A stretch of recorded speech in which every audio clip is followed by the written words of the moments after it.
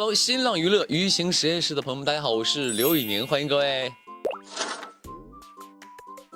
魏少遇见小乔的时候，有一个冷厉到失神的眼神，是，然后那个喉结还在滚动。哦，是吗？观察这么细致呢？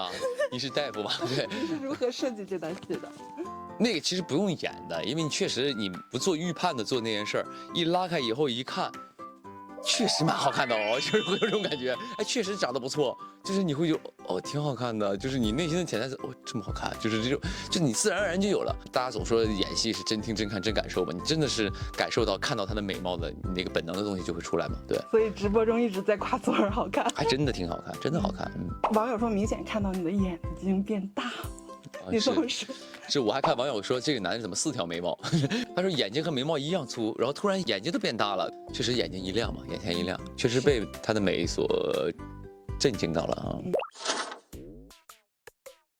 哦，人家是妈宝男是吧？他说这是妻宝男啊，妻子的宝藏男孩嘛，对不对？可以的啊。我忘了是哪里说的一句话，就是作为一个男人听老婆的话，好像是能够。就是升官发财的感觉啊！妻宝男要做到什么？尊重自己的妻子嘛，尊重她，爱护她，照顾她，保护她啊。那最近一直被吐槽说是大直男，还真的是魏少是个直男。那刘宇宁有没有什么给他支一下招，摆脱这个称呼？就以后送礼物的时候选点这个，别那么粗俗的，直接送人大炮这种的，坦克这种的那个还行，就送点女孩子喜欢的东西。还真没有。首先是这样的，我这人就是，你看我平时可能大大咧咧的，有的时候看我直播也可能张牙舞爪的，但其实我在这方面相对是有分寸的。大家都是拍了很多优秀作品的演员，我没必要跟大家显摆说，哎，我拍了个折腰可好看了啊，可厉害了。我觉得没必要做这件事儿。有朋友会主动问了，他们就说，哎，你那戏啥时候上？我说快了，什么之类的。哎，到时候那个宣传需要我跟我说。但是我这人呢，又是一个不喜欢麻烦别人的人，我就不太喜欢说，哎，我剧上了帮我宣传宣传，我不好意思，我是真不好意思。虽然他们都很好啊，不是说我怕他们不同意怎么样，但是我就很怕麻烦别人。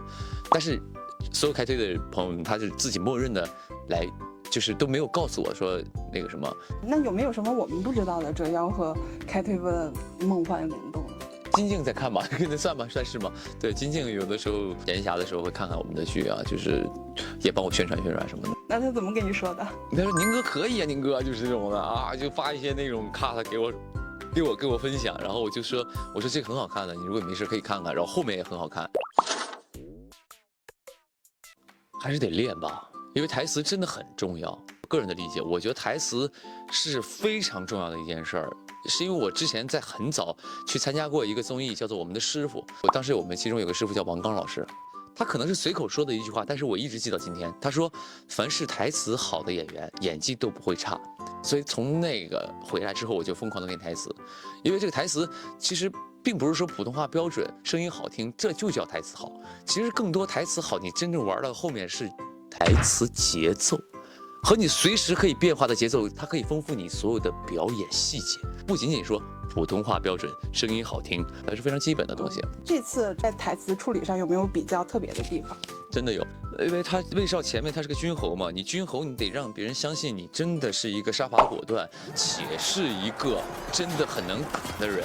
整个的这个声音的力量感上，你要觉得他是一个很雄性的男人的存在，哪怕说给我上阵杀敌什么那种声音，你一定得能够震慑到大家。所以在跟属下说的时候，我也故意压低了声音，让这个声音的共鸣点更厚一些。就更加稳重，更靠谱，因为我手底下带着4个将呢，这4个人得信服我不能上来跟一个小女孩一样这样跟他们说话，他们也不信服我呀，对吧？在后面的一个跟小乔的对话当中，开始的时候凶，在后面设计跟他日常的时候就把声音稍微的放松一些，偏向刘宇宁日常一些。那宁哥有没有记忆最深刻的台词，还原一下的？我堂堂威侯，岂会为美色所折腰？好，我们再升级一下，模仿一下小乔。左儿他的台词是相对来说比较的这个柔柔似水的那种，他会加很多气声，他是那种的威侯宽厚，妾心向往之，他是这种的啊，就是很那种细水潺潺，能够滴入你心里的那种声音啊。真是懒洋洋啊，就懒洋洋是他比较急的时候他会这样啊，急的时候南京啊，他是这样的一些。左儿听到会打你的程度啊，刚才那个好像不像，他特别像那种强夫啊，哆啦 A 梦，我们去玩好不好？就是这种的，对。那不是让戴米陪你去看剧了吗？戴米有表现出不一样的情绪吗？他没有，他纯纯就是工具人。人家 Demi 就是根本也可能也看不懂，被我拉着来拍了张照，好像他能够看懂一样。哎，也是可怜的 Demi 啊。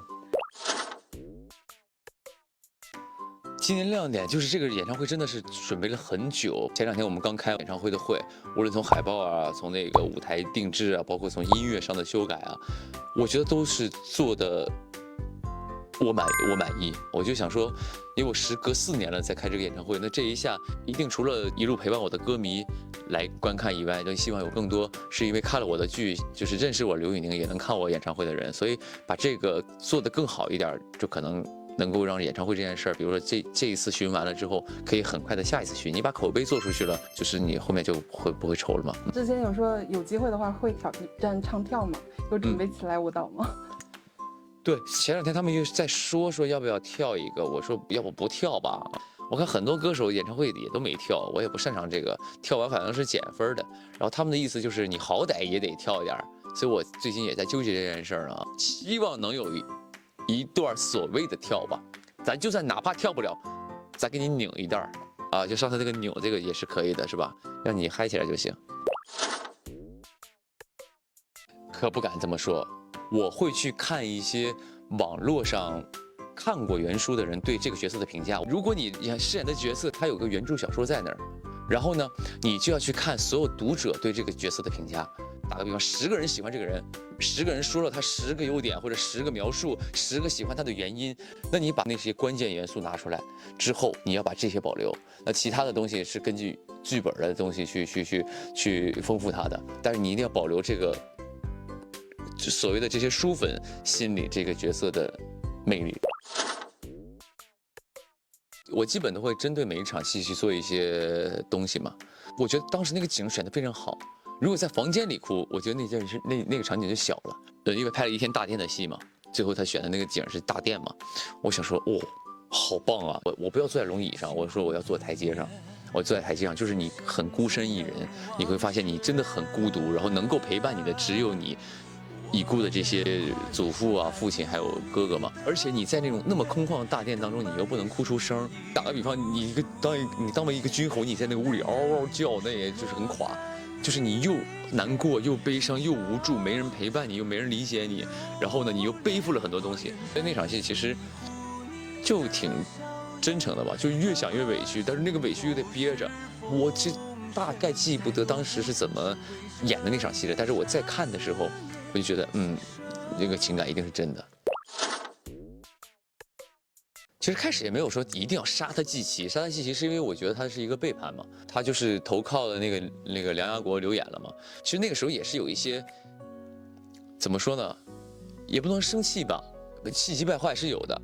原因是什么呢？你想想，他跟你定亲了，他算你半个媳妇了，算未婚妻了吧？你未婚妻跟别人跑了，然后去投奔别的男人了，就是那种有点羞愧、有点愤怒那个感觉。所以当时说抓住乔女士让她季琦，但你真正你到了那个时候，你会发现这么柔弱的一个女孩，然后她并没有背叛你，她做的东西都是为了百姓，而且她帮了你，她去在城中放火，然后戳穿了刘演的这个计谋，你反而你觉得你误会她了，就是你会觉得有些亏欠她。